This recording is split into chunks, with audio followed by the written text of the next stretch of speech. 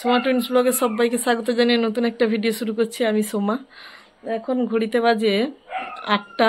বাচ্চাদের স্কুলে দিয়ে এসেছি অনেক দিনের পর, গরম ছুটি কাটিয়ে। খুব সকাল সকাল, মানে অনেক দিনের পর স্কুলে যাবে বলে রাত্রে শুধু ঘুম ভাঙছে যে অ্যালার্মটা ঠিকঠাক দিয়ে আছে কিনা দেখি, নাকি ভুলে কোনো জিনিস বাকি থেকে গেল। তাদেরকে স্কুলে দিয়েছে, এবার তোড়ঝোড় চলছে রান্না বান্নার। মানে সেই 1 মাস গরম ছুটি কাটিয়ে যেই পুরনো দিনে আবার ফিরে এলাম। ঝপঝপ করে রান্না বান্না শেষ করব, আর তারই প্রস্তুতি চলছে।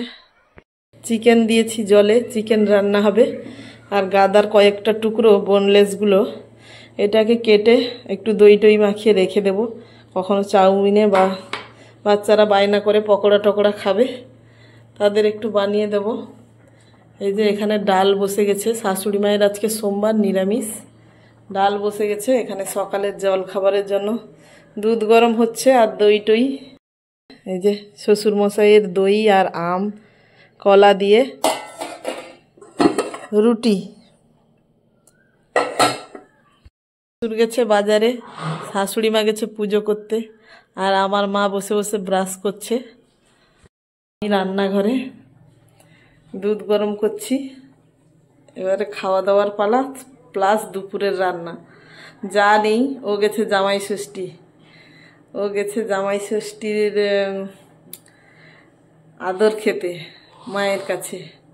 কখন আসে কি করে, যেহেতু জামাই বাড়িতে নেই তাই আমার কোনো আদর খাওয়া নেই। শাশুড়ি চলে এসছে জামাইয়ের বাড়ি, আর ও গেছে জামাই ষষ্ঠীতে।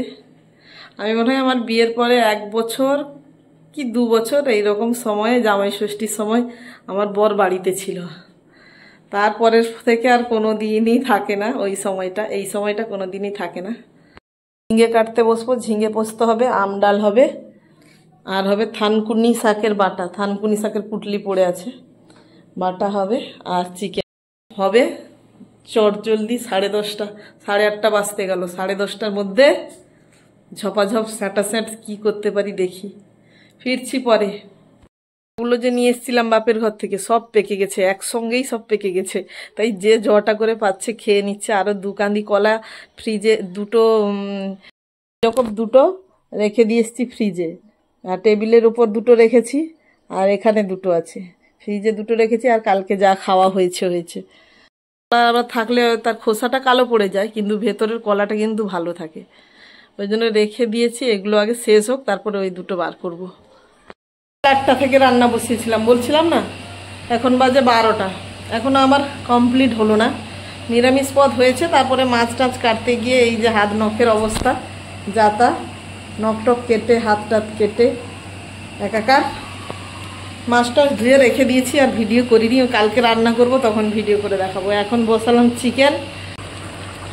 এই যে কাঁচা লঙ্কা দিয়েছি, 1 চামচ কাশ্মীরি লঙ্কা গুঁড়ো দিয়েছি, তাতেই কালার এরকম এসছে। আর লঙ্কা গুঁড়োটা ব্যবহার করিনি। চিকেন বসেছে। অনেক দিনের পর স্কুলে গিয়ে তোমাদের কেমন লাগলো? স্কুলে যাব না। কেন? আমার ইচ্ছে করে না। হ্যাঁ, ইচ্ছে করবে, ফার্স্ট দিন তো, তাই একটু রান্না শেষ হবে জানি না। তবে আজকের মতো টাটা, ব্লগটা এখানেই শেষ করছি। টাটা, সবাই ভালো থাকুন, সুস্থ থাকুন।